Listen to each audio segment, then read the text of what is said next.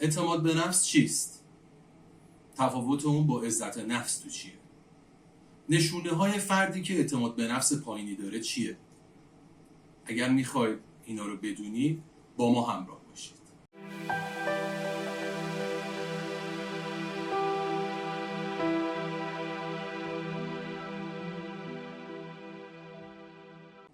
سلام، من حسام الدین رحمانی هستم. به کانال من خوش اومدید. توی این قسمت میخوایم در مورد اعتماد به نفس صحبت کنیم. یه اشاره هایی هم به تفاوت اعتماد به نفس و عزت نفس میکنیم. در این حال نشونه افرادی که اعتماد به نفس پایینی دارن هم مطرح میکنیم. امیدوارم که شما جزو اونا نباشید. ولی اگر بودین نگران نباشید. راهکارهایی داره که بتونید اونها رو برطرف بکنید. ببینید، اعتماد به نفس با عزت نفس متفاوتن، اما تو دنیای امروز بعضی‌ها به خاطر عدم آگاهی اینا رو با هم یکی میگیرن. بیشتر بحث اعتماد به نفس مربوط میشه به مهارت‌های فرد. اینکه فرد چه مهارت‌هایی داره و این مهارت‌ها و توانایی‌ها باعث میشن که اون فرد نسبت به خودش اعتماد بیشتری داشته باشه. اما عزت نفس یک فرایند درونی‌تریه. عزت نفس بیشتر مربوط به نگرش‌ها، باورها و بینش فرد نسبت به شخصیت درونی خودش مربوط میشه. حالا یه مثالی میزنیم برای که شما بیشتر متوجه بشید. یه ورزشکار ممکنه مثلا تو بازی‌های المپیک شرکت بکنه. توانایی‌های زیادی داره و آماده است و میخواد توی مسابقه قهرمان بشه. این فرد اعتماد به نفس بالایی داره، اما ممکنه همون فرد عزت نفس پایینی داشته باشه و نسبت به درون خودش حالات خوبی نداشته باشه و از خودش خوشش نیاد، با اینکه توانایی‌های زیادی داره. این مثال به ما نشون میده که اعتماد به نفس با عزت نفس متفاوته. عزت نفس خودش یک فرایند کلی‌تر و نیاز به ویدیوهایی داره که ما برای عزت نفس ضبط بکنیم و شما رو با اون بیشتر آشنا بکنیم. اما خب الان بهتره که بریم سراغ اعتماد به نفس و بیشتر در مورد اون صحبت کنیم. ببینید دوستان، اعتماد به نفس پایین یه نشونه هایی داره که این نشونه ها اگر توی شما وجود داره، خب نگران نباشید، اینا قابل برطرفه. اما موضوع اینجاست که ما برای اینکه بیایم شخصیت خودمون رو بررسی بکنیم و نشونه های اعتماد به نفس پایین رو توی خودمون نگاه بکنیم، نباید یک مقطع کوچیک و بازه کوچیکی از زمان رو نگاه بکنیم. اگر اینجوری باشه ما هممون شاید اعتماد به نفس و نشونه های پایین بودن اعتماد به نفس رو داشته باشیم. اما موضوع اینجاستش که نشونه های اعتماد به نفس باید الگوهای تکرار شونده‌ای باشن توی زندگی ما، یعنی یک روند باشن که ما به خودمون بگیم که آقا ما این نشونه اعتماد به نفس پایین رو داریم. پس حواستون باشه اگر ما داریم این نکات رو مطرح میکنیم، به این معنا نیستش که شما برید سری خودتون رو واکاوی بکنید و بگید من اعتماد به نفس پایینی دارم. نه، اینجور نیست. باید اینها روندهایی باشن که تکرار بشن توی زندگی شما و شما متوجه بشید که آره توی زمینه‌های اعتماد به نفس پایینی دارید و اونها رو تغییر بدید و بهبود ببخشید. اولین نشونه اعتماد به نفس پایین اینه که آقا افرادی که اعتماد به نفس پایینی دارن اکثرا دچار تفکر منفی هن. این تفکر منفی شاید مربوط به خودشون بشه و شاید مربوط به دیگران بشه. مثلا افراد خیلی قبل از اینکه یه کاری رو انجام بدن به خودشون میگن نه تو نمیتونی، نه تو تواناییشو نداری، نه نرو سراغش. و یا اینکه نسبت به دیگران بگن نه اونم مثل بقیه است، اونم آدمیه که مثلا ناتوانه. میخوام بگم که اینها اگر الگوهای تکرار شونده‌ای باشن نشونه اعتماد به نفس پایینه.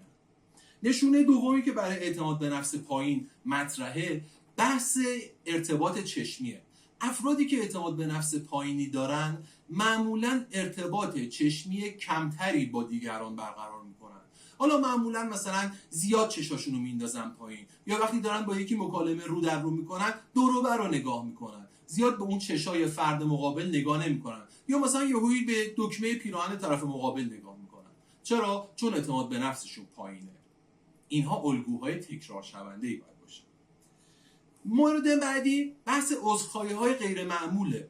افرادی که اعتماد به نفس پایینی دارن معمولا الکی عذرخواهی میکنن.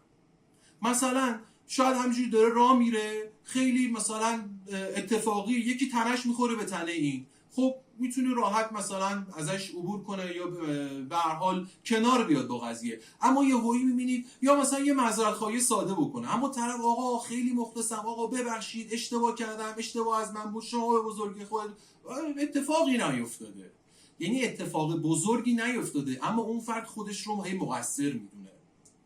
و یا مثلا میتونه الگوهای دیگه هم داشته باشه این قضیه. فرضاً یک فردی بی‌دلیل مثلا تلفن شما زنگ خورده، تماس گرفته با شما و همون اول بسم الله میگه آقا خیلی ببخشید من اشتباه کردم وقت شما رو گرفتم، بی موقع زنگ زدم اینا، ولی در صورتی که اصلا نیازی به این همه معذرت خواهی نیست. پس اینا نشونه‌های اعتماد به نفس پایینه. یکی از موارد دیگه‌ای که نشونه اعتماد به نفس پایینه بحث ترس از شکسته. افرادی که اعتماد به نفس پایینی دارن معمولاً از شکست میترسن، به خاطر همین دست به خیلی چیزا نمیزنن. من افرادی رو میشناسم که شاید الان مثلا 40 خورده 50 سالشون باشه اما هنوز گواهینامه‌شون رو نگرفتن. حالا نمیخوام بگم که همه اونایی که گواهینامه نگرفتن یعنی اعتماد به نفس پایینی دارن، اما خب افرادی هم هستن که شاید مثلا یه بار دو بار رفته امتحان رانندگی رو داده و شکست خورده، بعد از اون دیگه نرفته اون امتحان رو بده. چرا؟ چون از شکست ترسیده، خوشش نیومده که هیچ شکست بخوره. بخاطر همین اعتماد به نفس پایین باعث میشه که شما ترس از شکست داشته باشی و نسبت به یه سری از فعالیت‌ها و کنش‌ها عملی انجام ندی. اعتماد به نفس پایین استرس زیادی میاره برای افراد. افرادی که اعتماد به نفس پایینی دارن همیشه استرس دارن، همیشه بی‌دلیل یهوی عرق سرد میکنن، نمیدونن چی کار بکنن، صداشون میلرزه بی‌دلیل. شاید مثلا یک موضوع خیلی ساده باشه، مثلا 5 نفر نشستن جلوش توی یک اتاق، میخواد با اینا صحبت بکنه اما استرس گرفته، عرق میریزه، نمیدونه چی میخواد. این نشونه اعتماد به نفس پایینه و خب این الگوها باید تکرار شونده باشن. موضوع بعدی که مطرحه، افرادی که اعتماد به نفس پایینی دارن معمولا خجالتی هستن.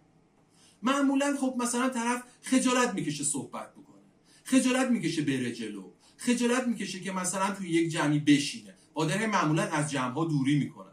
و یا اینکه اصلا خجالت میکشه که با یک فردی ارتباط برقرار بکنه، حالا یه آقایی از یه خانومی خوشش اومده یا یه خانومی از آقایی خوشش اومده، اما به خاطر اعتماد به نفس پایین خجالت میکشه با اون فرد ارتباط برقرار بکنه و این مشکلیه.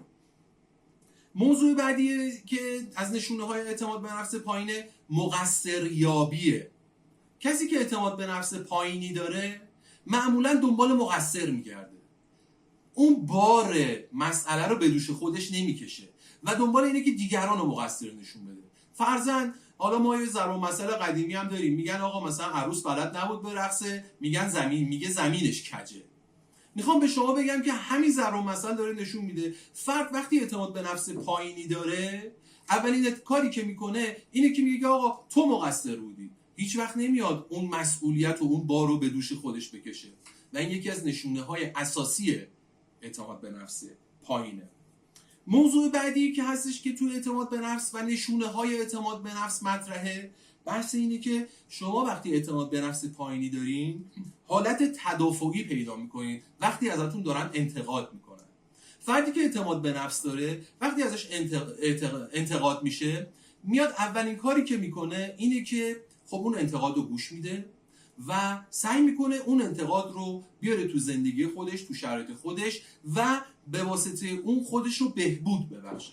اما کسی که اعتماد به نفس پایینی داره وقتی ازش انتقاد میشه سریعا حالت تدافعی میگیره و مقاومت میکنه، نه اینطور نیست، کی گفته، نه اصلا شما داری اشتباه میکنی، در صورتی که اگر بشنوه شاید واقعی باشه، شاید اون انتقاد درستی باشه و بتونه روی فرد تاثیر مثبتی بذاره. بحث بعدی اینه که اعتماد به نفس پایین یکی از نشونه‌های دیگه‌اش بحث وابستگی و حسادته.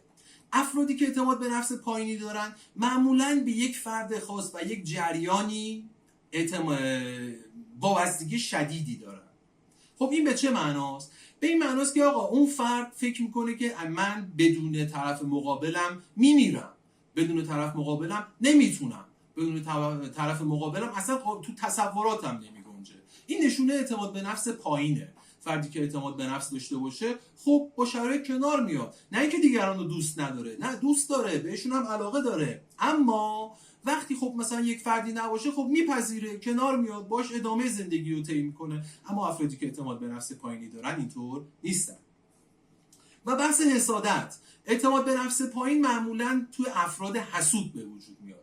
افرادی که حسادت دارن معمولا چون اعتماد به نفس پایینی دارن و احساس میکنن که خودشون اون توانایی رو ندارن، یکی از حالتهایی که براشون به وجود میاد اینه که آقا خب چون من نمیتونم تو هم نباید بتونی، و به خاطر همین نسبت به تو حسادت میورزن و شاید جلوی تو رو بخوام بگیرن و ترمز جلوی تو ایجاد بکنن. خب اینم یکی از نشونه های اعتماد به نفس پایینه.